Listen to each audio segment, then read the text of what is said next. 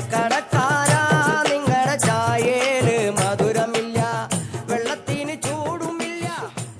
ഒരു സാധനം ഒരെടുത്ത് വെച്ച് ഇരിക്കുന്നത് ഉരുണ്ട് കളിക്കുക.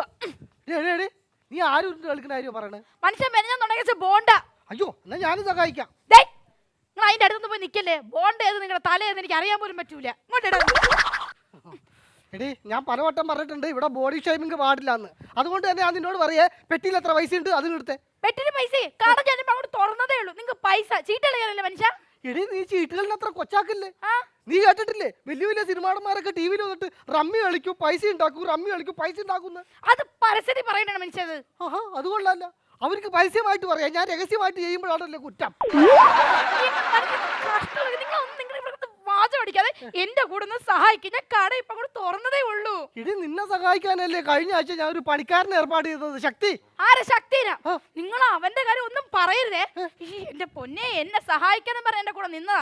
ഇവിടെ പണിയെടുക്കുന്ന ആരോ രക്ഷിക്കാനെന്നും പറഞ്ഞ അവിടെ ഒരു വിളിയായിട്ട് ഒറ്റ പോക്ക്. പിന്നെ ഞാൻ കണ്ടത് പോലും ഇല്ല. ഇടി അവൻ ശക്തിമാനല്ലേ, അവൻ അമാനുഷിക ശക്തി ഉള്ളവനാ. ആരെങ്കിലും രക്ഷിക്കണേ രക്ഷിക്കണേന്ന് പറഞ്ഞ് വിളിച്ചു കഴിഞ്ഞാൽ അവൻ അവിടെ കറങ്ങി ചെന്നിട്ട് അവന് രക്ഷിച്ചുകൊണ്ട് ഇങ്ങോട്ട് പോരും. അങ്ങനെയുള്ളവൻ ഇവിടെ കടയിൽ നിർത്തി കഴിഞ്ഞാൽ ഇവിടെ 4 കറക്കം കറങ്ങിയാൽ നമ്മൾ രക്ഷപ്പെടൂലെന്ന് ആര് കണ്ട്? കുന്തം നിങ്ങളൊന്ന് കിടന്ന് വാചിക്കാൻ അവനൊന്ന് വിളിക്കോ? ഞാൻ അവന്റെ ഡ്യൂട്ടി കിടക്ക് ഞാൻ അവനെ വിളിച്ചിട്ടാണ് അവനെ നമ്പക്കിട്ട് വിളിക്കാൻ. പിന്നെ അങ്ങനെ ഇങ്ങനെ വിളിച്ചാലൊന്നും അവൻ വരത്തില്ല. ശക്തിമാനെ രക്ഷിക്കണേ ശക്തിമാനെ രക്ഷിക്കണേ എന്ന് 2 വട്ടം വിളിക്കണം. ഒരു കാര്യം ചെയ്യ്, നീ അവിടെ പോയി വിളിക്ക്, ഞാൻ ഇവിടെ നിന്ന് വിളിക്കാം. അവൻ എങ്ങനെ പോയാൽ ശക്തിമാനെ രക്ഷിക്കണേ ശക്തിമാനെ രക്ഷിക്കണേ.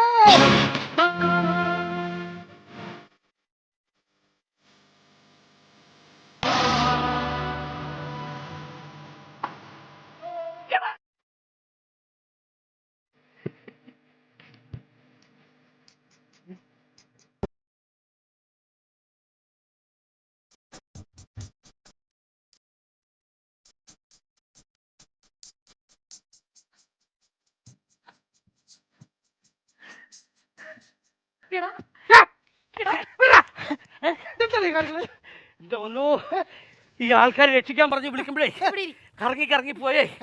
കാലങ്ങളായിട്ടുള്ള കറക്കായോണ്ട് എന്റെ ഇയർ ബാലൻസ് പോയിട്ട് എനിക്ക് രക്ഷയില്ല. എന്റെ പൊന്നോ എടാ നിന്റെ ബാലൻസ് പോയി എന്റെ ഭാര്യ പിടിച്ച എന്റെ ബാലൻസ് പോകും. കാര്യം ഈ കറങ്ങിയതാണ് ഞാൻ പലവട്ടമായിട്ട് ശ്രദ്ധിക്കാനുണ്ട്. നീ പുറത്തെ കറക്കം കൂടാതെ ഇവളുടെ ചുറ്റും കറങ്ങാണ്ടെന്ന്. ഇപ്പൊ എന്താ ഇതിന്റെ പ്രശ്നം എന്താ? എന്റെ പൊന്നും മേലൊക്കെ ചേച്ചി ഞാൻ ഇവിടെ പൊറോട്ട അടിച്ചോണ്ടിരുന്നില്ലേ ചേട്ടാ, അവിടെ ഒത്തിരി തിരുമുണ്ട്, അവിടെ ചാണകത്തി ചവിട്ടിയാ പറഞ്ഞേട്ടോ. ഞാൻ ഇവിടെ നിന്ന് പൊറോട്ട അടിച്ചോണ്ടിരുന്നില്ലേ, അന്നേരം പഞ്ചായത്ത് പ്രസിഡന്റ് അവിടെ കിടന്ന് കരയാ രക്ഷിക്കണേന്ന് പറഞ്ഞു. ഞാനപ്പോ തന്നെ ഓടിച്ചെന്ന് പഞ്ചായത്ത് പ്രസിഡന്റ് ആ പുഴയെ കിടക്കുക ഇങ്ങനെ കിടന്ന് കൈയിട്ട് കാണിക്കുന്നുണ്ട്. അവിടെ എന്തോരം പേര് നോക്കിയിട്ടുണ്ടെന്നറിയാവോ, ഒരു കുഞ്ഞു പോലും രക്ഷിക്കാനില്ല. സ്വഭാവം നന്നാവണം. എന്റെ രക്തത്തിൽ അലിഞ്ഞു കൂടിയേക്കണല്ലേ ഇങ്ങനെ കറങ്ങി ചെന്ന് രക്ഷിക്കണത്. ഞാൻ ഓടിച്ചെന്ന് പുഴയ്ക്കകത്തേക്ക് ചാടി പ്രസിഡന്റ് അതുപോലെ തന്നെ പൊക്കിയെടുത്ത് ജനങ്ങളുടെ മുമ്പിലേക്ക് വെച്ചു കൊടുത്തു. എന്നിട്ട് ആ പ്രസിഡന്റ് ചെയ്തെന്നറിയോ, എന്റെ കരണക്കുട്ടി 2 നോക്കി അടിച്ചറിയോ. അവൻ എന്തും മെനകെട്ട പരിപാടി കാണിച്ചത്.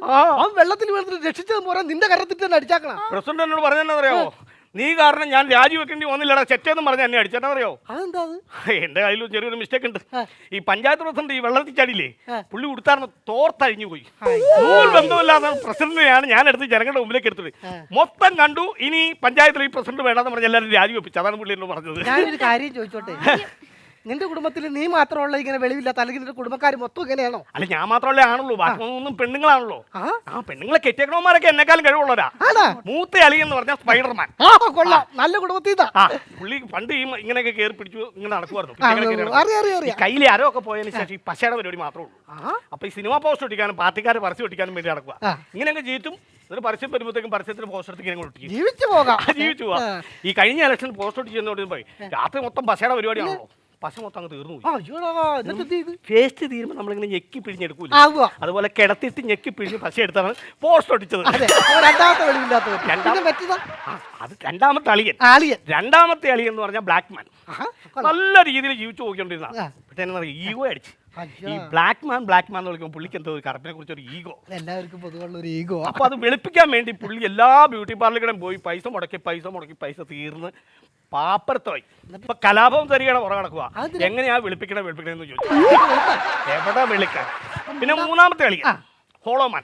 എല്ലാം നല്ല കുടുംബത്തിൽ പുള്ളിക്ക് ഹോളോസിന്റെ ഒരു പിന്നെ ഈ ഓളോപ്സിന്റെ പരിപാടിയാണെങ്കിലും വൈകുന്നേരം വരെ ഓളോപ്സിന്റെ കട്ടക്കളത്തിൽ പോയി പണിയും. അത് കഴിഞ്ഞിട്ട് വൈകുന്നേരം ആകുമ്പോഴത്തേക്കും തട്ടുകടല ഈ വടയില്ലേ അതിന് ഹോൾ ഉണ്ടാക്കാം. സർവീസ് അത് തന്നെ. ആ ഓളെ കുറിച്ച് ചോദിക്കില്ല, ആ പുള്ളിയായിട്ട് ഞാൻ ഒരു ബന്ധമില്ല.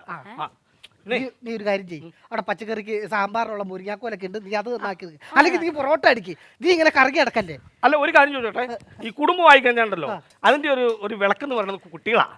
നിങ്ങൾക്കും കുട്ടികളില്ലാത്ത തന്നെ, അതാണ് നീ ആവശ്യമില്ലാത്ത കാര്യമൊക്കെ എടുത്തിട്ട് വെറുതെ മനസ്സിനെ വിഷമിപ്പിക്കാനായിട്ട്. അല്ല കുട്ടിയില്ലാത്തതാ, 8 വർഷമായി കല്യാണം കഴിഞ്ഞിട്ട് ഇതുവരെ. അതല്ല, കുട്ടികളില്ലെന്ന ആള് പറഞ്ഞേ. ആണോ? അല്ലേടി, ഞാനൊന്ന് ശ്രമിക്കട്ടെ. ആശ്രമം ഇവിടെ നടക്കൂല കേട്ടോ. അല്ലെന്ന് ഞാനൊന്ന് സഹായിക്കാന്ന് പറഞ്ഞാ. എങ്ങനെ സഹായിക്കാൻ? സഹായിക്കാന്ന് പറഞ്ഞാൽ ഈ വഴിപാട് നടത്തി കഴിഞ്ഞാൽ കുട്ടികളുണ്ടാവും പറഞ്ഞ. എന്ത് വഴിപാട്? ഈ അമ്പലത്തിൽ പോയിട്ടേ ഈ ശയനപ്രദക്ഷിണല്ലോ ഉരുളല്, അങ്ങനെ ഒന്ന് ഉരുണ്ടാലോ? ആര്? ഞാൻ. എടാ, ഞങ്ങൾക്ക് കുട്ടികളില്ലാത്തതിന് നീയാണോ ഉരുളേണ്ടത്? ഞാനല്ലേ ഉരുളേണ്ടത്? അങ്ങനെ പറഞ്ഞാ പോരാ, ഉരുളണം കൂടെ അറിയോ? ഞാനിപ്പോ എന്നാ വേണ്ടേ, പൊറോട്ട അടിക്കണം. ഇപ്പൊ പൊറോട്ട അടിക്കും. അത്രയും കേസുള്ളൂ. ഈ ഇയർ ബാലൻസ് പോയിട്ട് ഭയങ്കര പ്രശ്നമാണ്. എന്നാലും ഞാൻ അടിച്ചു നോക്കാം. എന്റെ ഭഗവാനെ, എന്റെ കടയിൽ പണിക്ക് വന്നവനും ശരിയല്ല, എന്റെ കെട്ടിയവനും ശരിയല്ല. നല്ലൊരു കച്ചവടം നടക്കണം ഇന്നെങ്കിലും. ഒരു ദാരിദ്ര്യം പിടിച്ചവനെ കയറ്റി വിടല്ലേ എന്റെ സർവേശ്വര. ഓ നിന്റെ പ്രാർത്ഥന ദൈവം കേട്ട് ഒരു ദുരന്തം തന്നെ കയറി വരുന്നുണ്ട്. ഒഴുകുന്ന പുഴയുടെ ആഴങ്ങൾ അറിയാതെ ഉഴലുന്ന തോണി, കടലാസു തോണി, ദിനമെണ്ണി നോക്കി വരവെണ്ണി മാറ്റി, കരതലം കുഴയുന്ന തല്ലാത്തില്ല ബാക്കി. ഈ തലച്ചോറി അക്ഷരം കിടന്ന് കുന്തുളിക്കുക, ഒരു പേറ്റുനോണ്ടല്ലേ കേട്ടോ. പിന്നെ എന്റെ പേട്ടാക്കട ശിവൻകുട്ടി, നീ കവിയാണെന്ന് എനിക്കും അറിയാം, ഇവിടെ ഉള്ള നാട്ടുകാർക്ക് മൊത്തം അറിയാം. പിന്നെ ഏത് നേരം ഇത് മുഴിഞ്ഞുകൊണ്ട് നടക്കേണ്ട കാര്യമില്ല. അതല്ല, നമുക്ക് ഞങ്ങളെ സംബന്ധിച്ചോറും ഒരു പേറ്റുനോവുള്ളൂ, പ്രസവനോവ് ഉണ്ടാവുന്നുണ്ടല്ലോ. നീ ഒരു കാര്യം ചെയ്യും, അപ്പുറത്തെങ്ങാനും എവിടെയെങ്കിലും അതല്ല പറഞ്ഞത്, ഈ കവിത എഴുതാനുള്ള ഒരു നോവുണ്ടാവും. ഇതിപ്പ ഒരു കവിത ഞാൻ എഴുതിയിട്ടുണ്ട്. ഇപ്പൊ എഴുതിയിട്ടുണ്ടെന്ന് തുപ്പ് കിച്ചട്ടെ. ക്ഷീരസാഗരത്തിൽ ആരാടി ഹരിത നിബിഡമാർന്ന തൈലതൻ അവസാന കണ്ണിയിൽ ലയിച്ച് മധുമധുരമാർന്ന പാനീയം തന്നിടുമോ ഭോജനശാലതൻ ഉടമയാം കന്യകേ. എന്ത് നല്ല കവിത. അത് കവിതയല്ല, അത് പുള്ളി ചായ കടന്ന് ചോദിച്ചാ കണ്ടത്. ശിവൻ ചേട്ടാ, പറയാം. പിന്നെ കവിതയൊക്കെ ഉള്ള അവസാനത്തെ വരി അങ്ങ് മാറ്റണം, കന്യക എന്നുള്ളത്. അത് കന്യകയല്ല. അല്ല, നിങ്ങൾ കല്യാണം കഴിച്ചല്ലേ? കന്യകൻ ഉണ്ടാക്കി കഴിഞ്ഞ വിഷയമൊക്കെ തീർന്നല്ലോ. അത് ശിവൻ ചേട്ടാ, കുറച്ച് ദിവസം ഇങ്ങോട്ട് കണ്ടില്ലല്ലോ, എവിടെയായിരുന്നു? എന്റെ പൊന്നെ, ഒന്നും പറയണ്ട. പറയണ്ട. അല്ല, അങ്ങനെയല്ലെന്ന് പറയണം. ഞാൻ കുറെ നാളായിട്ട് സെൻട്രൽ ജയിലിന്റെ അകത്തല്ലായിരുന്നു. ആരാന്റെ കവിത മോഷ്ടിച്ച നീ ജയിലിൽ കിടക്കേണ്ടി വരും. കവിത മോഷ്ടിച്ചതല്ല, ഈ ജയിലിൽ കിടക്കേണ്ട കുറ്റവാളികളുടെ ആശ്വാസത്തിന് വേണ്ടി എന്റെ കവിതകൾ ആലോചിക്കാനായിട്ട് എന്നെ അങ്ങോട്ട് ക്ഷണിക്കുകയല്ലായിരുന്നു. അപ്പൊ ആശ്വാസത്തിന്റെ ഭാഗമായിട്ട് വിളിച്ചതല്ല, പിന്നെ അവരുടെ ശിക്ഷയുടെ ഭാഗമായിട്ട് വിളിപ്പിച്ചായിരിക്കും. പിന്നെ എന്നെ അങ്ങനെ കളിയാക്കൊന്നും വേണ്ട കേട്ടോ. മിനിഞ്ഞാന്നിറങ്ങി എന്റെ പ്രസിദ്ധീകരണം 300 കോപ്പി നിന്ന നിപ്പിലങ്ങ് വിറ്റഴിഞ്ഞു പോയി, അറിയാവോ? ആരാ പബ്ലിഷ് ചെയ്തത്? ആര് പബ്ലിഷ് ചെയ്യാൻ? പ്രൈവറ്റ് ബസ്സിൽ കയറിട്ട് പുള്ളി അങ്ങോട്ട് വിറ്റ് തീർത്ത്. അല്ലാതെ അങ്ങനെ കളിയാക്കൊന്നും വേണ്ട. എന്നാ മാർക്കറ്റാന്നറിയോ സാധനത്തിന്? അതെ അതെ അതെ, ഇപ്പൊ മാർക്കറ്റിലൊക്കെ ചാള പോഞ്ഞു കൊടുക്കുന്ന ആ കവിതകളുടെ ഏടുകളിൽ കൂടെ. നിങ്ങൾ എന്നെ കളിയാക്കൊണ്ട് നിൽക്കാതെ കഴിക്കാൻ എന്തെങ്കിലും ഉണ്ടോ ഇവിടെ? പൊറോട്ട ഉണ്ട്. ഇതൊക്കെ ചോദിക്കണോ? അവര് 4 ചൂട് പൊറോട്ട ആണ് കൊടുത്തേ. പൊറോട്ട എടുക്കുന്നത് അക്ഷരം തലേ കിടന്ന് കുന്തളിക്കനാരനെ എന്തെങ്കിലും കട്ടിയായിട്ട് കഴിക്കണം. അത് വേഗം മുട്ടയും പൊറോട്ടയും മുട്ടയും നല്ലല്ലേ, രണ്ടിലും ഇട്ടായുണ്ടല്ലോ. ഇത് പൊട്ടിച്ച് കഴിക്കണേ. ആയിക്കോട്ടെ. ഇതെന്നാ ചേട്ടാ ഇത്? എന്താ ഇത്? മനുഷ്യന്മാർക്ക് തിന്നാൻ കൊടുക്കുന്നതാണ്. ഈ പ്ലേറ്റ് ഒന്ന് കഴുകി വൃത്തിയാക്കിയിട്ട് കൊടുക്കാൻ പാടില്ല നിങ്ങൾക്ക്? ഇങ്ങനെയാണ് മനുഷ്യന്മാർക്ക് തീറ്റ കൊടുക്കുന്നത്? ശക്തി കഴുകി വെച്ച ശക്തി ശക്തി എന്തോ നിന്നോട് ഈ പ്ലേറ്റ് ഒക്കെ കഴുകി വെക്കാൻ ഞാൻ പറഞ്ഞാണ്. ഇവിടെ മാന്യന്മാര് വന്ന എല്ലാവരും വൃത്തിപ്പെടുപ്പൊക്കെ വേണ്ടേ? പിന്നെ കേസല്ലോ ശരിയാക്കി കൊടുത്താൽ പോരെ? ഇങ്ങനെയാണോ ഭക്ഷണം കൊടുക്കണത്? ഞാൻ ഇങ്ങനെ ആയിരുന്നില്ല. ശക്തിമാൻ മാത്രമല്ല, നല്ല വൃത്തിമാനും കൂടിയാ. പൊറോട്ട ഇല്ല അല്ലേ ഇത്? അപ്പൊ എന്റെ മുട്ട എന്തി? കോഴിയുടെ മുട്ട തന്നെയല്ലേ? കോഴിയുടെ മുട്ട അല്ലേ? ആ പിന്നെ ഇങ്ങനെയാണ് കേട്ടോ എനിക്കും വേണ്ട നിങ്ങളെ പക്ഷെ നമ്മൾ കാര്യം പൈസ കടന്ന് പറയണമെന്ന് ഇതല്ലേ, ചേട്ടന് വേണ്ടെങ്കിൽ കഴിക്കണ്ട, നമുക്ക് കുശലം പറഞ്ഞിരിക്കാല്ല. പിന്നെ ഒരു പഴം തിന്നാം. ഞാൻ എടുത്ത്, ഞാൻ എടുത്ത്. പഴം എടുത്ത് കൊടുത്തേ. പിന്നെ ഞാൻ ചേട്ടനെ കാണുമ്പോ ചോദിക്കണമെന്ന് വിചാരിച്ചതാ, ഇല്ലായിരുന്നു. ഈ കഴിഞ്ഞ ദിവസം ജംഗ്ഷനിൽ വല്ല സർവ്വമത യോഗം വല്ലതും ഉണ്ടായിരുന്ന? സർവമത യോഗോ? ആ, എല്ലാ മതക്കാരുടെ നടുക്കുന്നിട്ട് ചേട്ടൻ കൈ കൊണ്ട് കാല് കൊണ്ട് അതും ഇതൊക്കെ പറയണ്ടായിരുന്നു. അത് സർവമത യോഗം അല്ലായിരുന്നു. ഈ ആകാശത്തിലെ പറവകളെ പറ്റി നാം ഒരു പ്രബന്ധം തയ്യാറാക്കി ഉണ്ടായല്ലോ. ഈ പ്രബന്ധത്തിന്റെ അകത്ത് നാം ലെവലേശം ചിന്തിക്കാതെ ഹൈന്ദവ പുരാണങ്ങളും ക്രിസ്ത്യൻ പുരാണങ്ങളും ഇസ്ലാം പുരാണങ്ങളും വന്നു പെട്ടത്രേ. എന്താ വന്നത് എത്രയാ, നിന്നത് എത്രയാ, തന്നത് എത്രയാന്ന് ഒരു പിടുത്തവും ഇല്ലാത്ര. എന്റെ പേട്ടാക്കടേ, ഞാൻ ഒരു കാര്യം പറയാം. എല്ലാ മതക്കാരുടെയും ഗ്രന്ഥം എടുത്തിട്ട് പ്രബന്ധം ഉണ്ടാക്കി കഴിഞ്ഞാൽ എല്ലാ മതക്കാരും വെറുതെ ഇരിക്കുവോ? ഒരു സൂലാന്നേ, ഈ ഇരിക്കുമ്പോഴും നിൽക്കുമ്പോഴും ഒക്കെ ഭയങ്കര അസ്വസ്ഥത. ഞാൻ ഇന്നാൾ വന്നപ്പോ പറഞ്ഞല്ലേ, നമ്മുടെ വീടിന്റെ അടുത്തൊരു ദേവാലയം ഉണ്ട്, അവിടെ ചെന്നൊരു വഴിപാട് കഴിച്ചു കഴിഞ്ഞാൽ പരിപാടി മാറുമെന്ന് ഞാൻ പറഞ്ഞാൽ. വഴിപാട്? എന്റെ പൊന്നിയായിട്ട് ചേട്ടൻ ഇപ്പൊ കൈക്കൊരു ബുദ്ധിമുട്ടാന്ന് വെച്ചു. നമ്മൾ കൈയുടെ ഒരു രൂപം ഉണ്ടാക്കി അവിടെ വെച്ച് പ്രാർത്ഥിച്ചിട്ട് 3-ന്റെ അന്ന് അസുഖം മാറും. പിന്നെ ചേട്ടന് മൂക്കിന് ഒരു ബുദ്ധിമുട്ടാന്ന് വെച്ചു. മൂക്കിന്റെ ഒരു രൂപം ഉണ്ടാക്കി വെച്ചിട്ട് നമ്മൾ പ്രാർത്ഥിച്ചിട്ട് പോകുന്ന 3-ന്റെ അന്ന് അസുഖം മാറുമെന്ന്. പിന്നെ എനിക്ക് അനുഭവമുള്ളല്ലേ, ചേട്ടൻ എന്റെ വിഷയം എന്ന് പറ. എനിക്ക് മൂത്രത്തിക്കല്ല, എന്തെടുത്തിട്ട് കഴിച്ചു നോക്കി. നിങ്ങൾ വല്ല മരുന്ന് മേടിച്ച് കഴിക്കാൻ നോക്കട്ടോ മനുഷ്യരെ.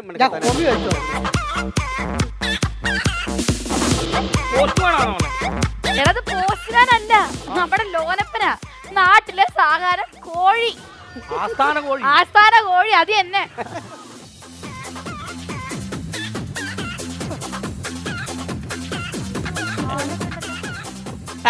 വസ്ത്രക്കച്ചവടം ഉണ്ട്, കത്തുണ്ട്, എനിക്ക് ആ പാട്ട് ഞാൻ വരുമ്പോൾ ഒരു മ്യൂസിക് ഉണ്ടല്ലോ, അത് ഭയങ്കര എനർജിയാ.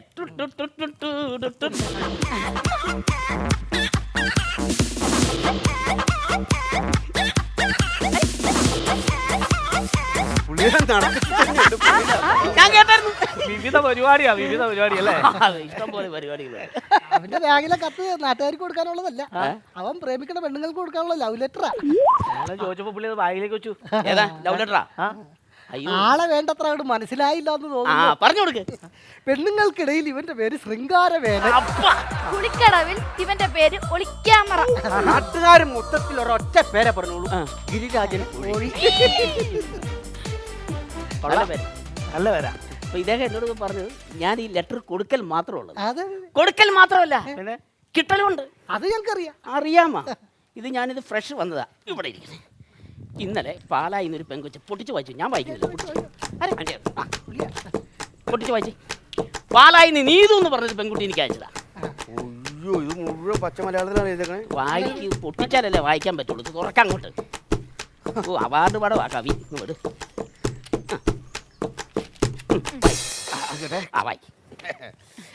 അക്ഷരം കിടന്ന് അയ്യോ ഞൊളയ്ക്കും. പച്ച മലയാളത്തിലാട്ടോ എഴുതിയേക്കണേ. ഇത് മൊത്തം ഇംഗ്ലീഷിലാക്കി കൊടുത്തേ പുള്ളി വായിച്ചോളൂ. അതല്ലെന്ന് എന്റെ പൊന്നെ ചേട്ടാ, അത് കുഴപ്പം, അത് സംഭവം വിഷയം. അത് വായിക്കേ, ധൈര്യമായിട്ട് വായിക്കേ. എടാ പന്ന പട്ടി ഇത് മൊത്തം തെറിയാണുള്ളത്. അതല്ല ഞാൻ ഉറക്കം വായിക്കാണ്. തെറി ഇത് ചെറുത്, ഇതൊന്നും അല്ലായിരുന്നു. നമ്മുടെ മേരിക്കുഞ്ഞിന്റെ അപ്പനെ എഴുതിയ ഒരു എഴുത്തുണ്ടായിരുന്നു, മറുപടി കത്ത്. അതില് പൂക്കുറ്റിയ സാധനം പാച്ചണ്ടാങ്ങിന് വെടിവെക്കുന്ന പോലെ അല്ലായിരുന്നു. എന്റെ പൊന്നെ, ഞാൻ അപ്പൊ തന്നെ ഈ സാധനം മടക്കി വേറൊരാൾക്ക് അയച്ചു കൊടുത്തു. 2 ആഴ്ച കഴിഞ്ഞപ്പോ ഒരു പ്രശസ്തമായ ഒരു സിനിമ ഇറങ്ങിയായിരുന്നു, വിരളി എന്ന് പറഞ്ഞൊരു പടം. അതിനെ ആസ്പദമാക്കി വന്നതാ. നീ ഇത് കൂടി കൊടുത്ത് കഴിഞ്ഞ സെക്കൻഡ് പാർട്ട് ഇറക്കാം. സെക്കൻഡ് പാർട്ട് ഇനിയും ഒരു സാധനം വരും. പക്ഷെ ഇത് ഇച്ചിരി ചെറുതാ. നിങ്ങൾ ഞാൻ ഒരു കാര്യം ചോദിച്ചോട്ടെ? ചോദിച്ചോ. ഈ ലോകത്തുള്ള പെണ്ണുങ്ങൾ മൊത്തം ഇത് എങ്ങനെ വളച്ചെടുക്കുന്നത് എനിക്കറിയാൻ പാടില്ല. നമ്മൾ കാലത്തിനൊപ്പം കോലം കെട്ടണം. ഇപ്പൊ എന്റെ പോലെ ഇതല്ലേ, പല രൂപത്തിൽ പല ഭാവത്തിൽ ഞാൻ വരും. ലോലൻ ലോലപ്പൻ. അയ്യോ എന്റെ കവി, മോനെ നിങ്ങളെ കാണാൻ ഞാൻ കാത്തിരിക്കായിരുന്നു.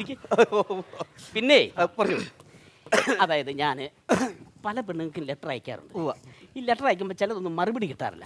അതിൽ എന്നിൽ ഒരു കാവ്യാത്മകത ഇല്ലാത്തത് കൊണ്ടാണ്. അത് മോന് കവിത അറിയത്തില്ലാത്തതുകൊണ്ട്, അക്ഷരങ്ങളെ പറ്റി ഞാനില്ലാത്തതുകൊണ്ടാണ്. അതെ അതെ. ഇന്നലെ ഞാൻ ഒരാളെ കണ്ടായിരുന്നു, എനിക്ക് ഭയങ്കരമായിട്ട് ഇഷ്ടപ്പെട്ടു.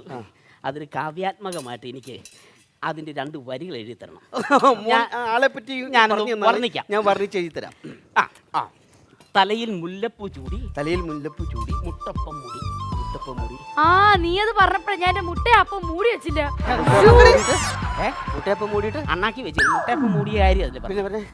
തലയിൽ മുല്ലപ്പ ചൂടി മുല്ലപ്പൂ ചൂടി മുട്ടപ്പം മൂടി മുട്ടപ്പം മുടി കയ്യിൽ കുപ്പിവള പട്ടുസാരി ചുറ്റി കാലിൽ പാദസരത്തിന്റെ ശബ്ദം നടന്നു പോകുമ്പോൾ ചന്ദനഗന്ധം ഇങ്ങോട്ട് പോലെ അങ്ങ് പോലെ ഇങ്ങോട്ട് വാങ്ങും. ചന്ദനഗന്ധം കയ്യിൽ മഞ്ഞ പേഴ്സും വട്ട പൊട്ടും ഉണ്ടായിരുന്നു. ഉണ്ടായിരുന്നു. എവിടെ വെച്ചാ കണ്ടേ? പ്രൈവറ്റ് ബസ് സ്റ്റാൻഡ് സൈഡിൽ വെച്ച്. എടാ മെനകെട്ടവനെ അതിനെ വളയ്ക്കാനായിട്ട് കാവ്യാത്മകമായിട്ട് എഴുതേണ്ട കാര്യമൊന്നുമില്ല. ഷൂന്നൊരു ഷൂളെ അടിച്ച് കഴിഞ്ഞാൽ കൂടെ പോണ സാധനല്ലേ? 3 12 കൊടുത്ത പോരുടാവേ. താണ്ട ഫോൺ കിടന്ന് ചലക്കുന്നു. ഇരിക്കാണ് തിരക്കോട് തിരക്ക്. അയ്യോ സിന്ധുവാ. സിന്ധു പൊന്നുമോനെ ഞാൻ ഒരു 5 മിനിറ്റ് കഴിഞ്ഞ് തിരിച്ചു വിളിക്കാം. വീഡിയോ കോൾ ചെയ്യാം. വീഡിയോ കോൾ ചെയ്യടാ. പറഞ്ഞേ വന്നോണ്ടിരിക്കുക. കാലത്തിനകത്ത് ഓർഡറോ സ്പൈഡർമാൻ അല്ല ശക്തിമാൻ അല്ലേ കാണിച്ചേ. ഇത് കണ്ട ഇത് മഞ്ജു. മഞ്ജു ആ എടി മോളെ 10 minute 10 minute video call. I am ready. Thankamma Thankamma ചേച്ചി. ചേച്ചു അയ്യോ സോറി ചേച്ചി, ഞാൻ അങ്ങനെ അറിയാണ്ട് വിളിച്ചു പോയതാ.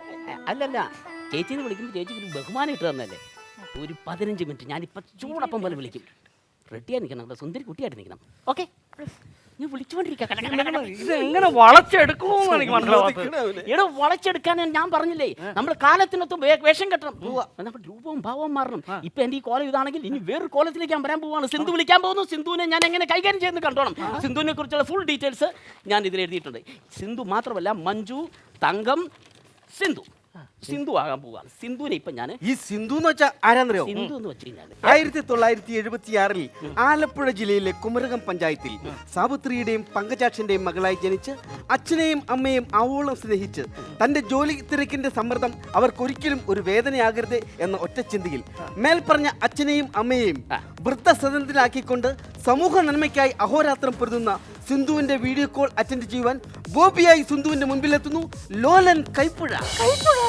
അതിനത് കയ്യിൽ നിട്ടതാ കൈപ്പുഴ ലോലൻ ആരായിട്ടാ വന്നത്? ബോബിയായിട്ടാണ് വരുന്നത്. ബോബിയായിട്ട്. Bobby call ready. തൊഴുകൈ കൂപ്പിയുണരും നെയ്വിളക്കിൻ പ്രഭകളിൽ തുളസിപ്പു ചൂടും നിന്റെ കനക വിഗ്രഹം കണ്ടു കളഭ കുങ്കുമം കണ്ടു ഞാൻ മധുര മധുരമൊരു നിറപൊലി നുകർന്നു തൊഴുകൈ കൂപ്പിയുണരും നെയ്വിളക്കിൻ പ്രഭകളിൽ തുളസിപ്പു I love you Sindhu. I love you. Sindhu നിന്റെ ഈ കണ്ണും മൂക്കും ഈ ചുണ്ടും ഒക്കെ സ്വന്താക്കി ഞാൻ. ആ പല്ല് ശരി ഞാൻ എത്ര പ്രാവശ്യം പറഞ്ഞ പല്ല് എനിക്ക് പല്ല് കാണാൻ വേണ്ടിയിട്ടാണ്. പല്ല് ഇഷ്ടമാണ്. പല്ല് കാണിച്ചേ. കാണി. അയ്യോ അണപ്പല്ല് കേടാ വേണ്ട. ഓക്കെ മോനെ ഞാൻ തിരിച്ചു വിളിക്കാം. മഴ പെയ്യുന്നു. തുണി എടുത്തിടണം. ഞാൻ ഇപ്പോൾ വിളിക്കാം. തിരിച്ചു വിളിക്കാം.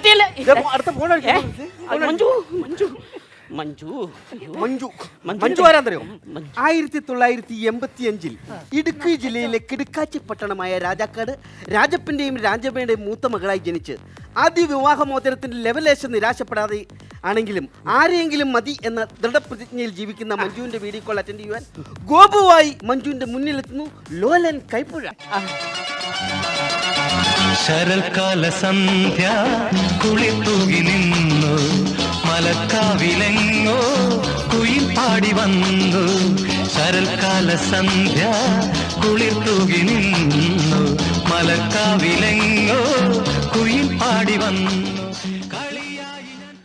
മഞ്ജു നീ ഇന്നലെ സെറ്റ് സാരി എടുത്തു വന്നപ്പോൾ രാസാത്തിയായിരുന്നു. ഇന്ന് നീ പട്ടുപാവാട. അപ്പം അവിടെ കാലിൻ്റെ നഖം കണ്ടില്ലല്ലോ. കാണിച്ച് ഇച്ചിരി മൊബൈൽ താത്തി പിടി. പൊക്കിക്കേ. പാവാടയല്ല വിരൽ പൊക്കി പിടിക്കാൻ. അയ്യോ കുഴിനകം വേണ്ട. വിടില്ല ഞാൻ. കുഴിനകം ലോക തോൽവിയല്ല. കുഴിനകത്തിന് മരുന്നുണ്ട്. ട്രീറ്റ്മെൻറ്റ് ഞാൻ ചെയ്യും. ചക്കരേ അയ്യോ അവിടെ വിളി വരുന്നു. പിന്നെ വരാം. ഇടിമിന്നലും മഴയും കട്ട് ചെയ്യണ്ട. പറയടോ. തങ്കമണി കറുപ്പും വെളുപ്പും ചിത്രങ്ങൾ മുതൽ മലയാള സിനിമാ പ്രേക്ഷകരുടെ മനസ്സിൽ ചിരപ്രതിഷ്ഠ നേടിയ സത്യദേശ നാടാർ എന്ന സത്യൻ മാഷിന്റെ കാലഘട്ടത്തിൽ ജനിച്ച് പെൻഷൻ കൂട്ടിയ സർക്കാരിനെ നെഞ്ചോട് ചേർത്ത് പിടിച്ച് നിത്യ യൗവനമെന്ന് മനസ്സിൽ ഉറപ്പിച്ച് എപ്പോൾ വേണേലും പോകാവുന്ന തരത്തിലിരിക്കുന്ന തങ്കമണിയുടെ വീഡിയോ കോൾ അറ്റൻഡ് ചെയ്യുവാൻ സുകുമാരനായി തങ്കമണിയുടെ മുന്നിലെത്തുന്നു കൈപ്പുഴ ലോലൻ. ആഷാഢമാസം ആത്മാവിൽ മോഹം അനു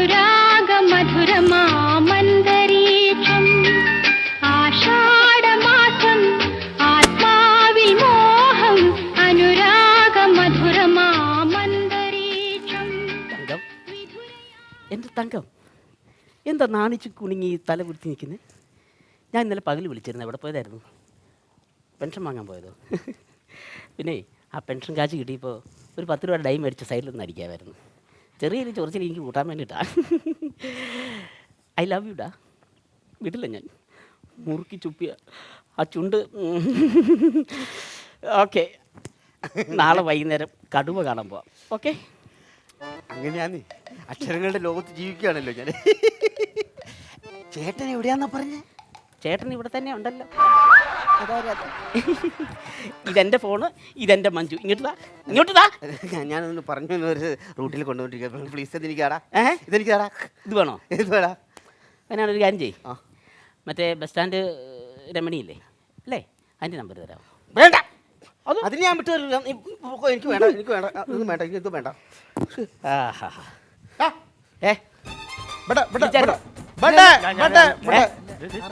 ഈ കൂട്ടത്തിൽ ആരാ സുകുമാരൻ? ഈ കൂട്ടത്തിൽ ആരാ സുകുമാരൻ? ആരാ? ഞാൻ ശക്തിവാനാ സാർ, സുകുമാരനല്ല. എന്തൊരു കോലകോടാ ഇത്? നീയാണോ സുകുമാരൻ? അല്ല സാർ, ഞാൻ ലോലൻ. എന്താണ് ലോലൻ അല്ലേ? ലോലന? ആ, നിന്നെ കണ്ടിട്ടൊരു പന്തികളുണ്ടല്ലോ. അല്ല, എല്ലാവരും എന്നെ ലോലപ്പാന്ന് വിളിക്കുന്നത്, അതുകൊണ്ടാണ് ലോലൻ മാറി ലോലപ്പൻ അല്ലേ. ആ, ലോലപ്പനും കാളപ്പനും കൂടെ നിൽക്കട്ടെ കേട്ടോ. സാറിൻ്റെ പേരെന്താ? എന്റെ പേരോ ശങ്കർദാസ്. ശങ്കർദാസ്.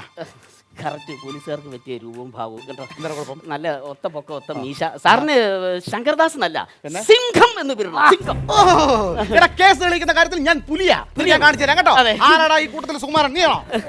ഞാൻ സുകുമാരനല്ല. പിന്നെ നിന്റെ പേരെന്താ? വാവു. വാവു അല്ല, വാവു. ബാബു. ബാബു അല്ലേ? തൂലിക നാമം ശിവൻകുട്ടി. ശിവൻകുട്ടി. എന്ത് ശിവൻകുട്ടി? പേട്ട ശിവൻകുട്ടി. പേട്ട ശിവൻകുട്ടി. ഇതിന്റെ താളികട നാടെന്നടാ. അയ്യടാ, നിങ്ങളുടെ കൂട്ടത്തിൽ ഏതോ ഒരു സുകുമാരനുണ്ട്. എടാ, ഈ പഞ്ചായത്തിലുള്ള പെണ്ണുങ്ങളെ പാതിരാത്രി 12 മണിക്ക് ഫോണിൽ വിളിച്ചിട്ട് വീടപട, സുഖമാണോ, ഏത് ഡ്രസ്സായിട്ടിരിക്കുന്നത്, കളർ എന്താ, ഉമ്മ തരട്ടെ എന്ന് ചോദിക്കുന്ന ഒരു സുകുമാരനുണ്ട്. ആ സുകുമാരനാരാ? അയ്യോ സാറേ, അങ്ങനെയാണെങ്കിൽ പല പേരിലും ഫോൺ വിളിക്കുന്ന ഇയാൾ മാത്രമേ. അത്ര ഞാൻ പറഞ്ഞത്. ഇന്നെ കണ്ടപ്പോഴേ ഒരു കള്ളത്തരം മണത്തടാ. എടാ, പെണ്ണുങ്ങളെയൊക്കെ വിളിക്കാന്ന് പറയണത് നിന്റെ ഇഷ്ടം, അത് ഞാൻ സമ്മതിച്ചു. പക്ഷേ ഉണ്ടല്ലോ, നീ ചെയ്ത കുറ്റം എന്താണെന്നറിയോ? 10-15 വയസ്സ് പ്രായമുള്ള തങ്കമണി എന്ന് പറഞ്ഞൊരു സ്ത്രീ, അവരെ നീ പാതിരാത്രി അവരുടെ ഫോണിലേക്ക് വിളിച്ചിട്ട് ആവശ്യമില്ലാത്ത കാര്യങ്ങൾ പറഞ്ഞ് ഉമ്മ വെച്ച് അവർക്ക് മോഹങ്ങൾ കൊടുത്ത് അവരുടെ പ്രഷറും ഷുഗറും BP എല്ലാം ഹൈ ആക്കി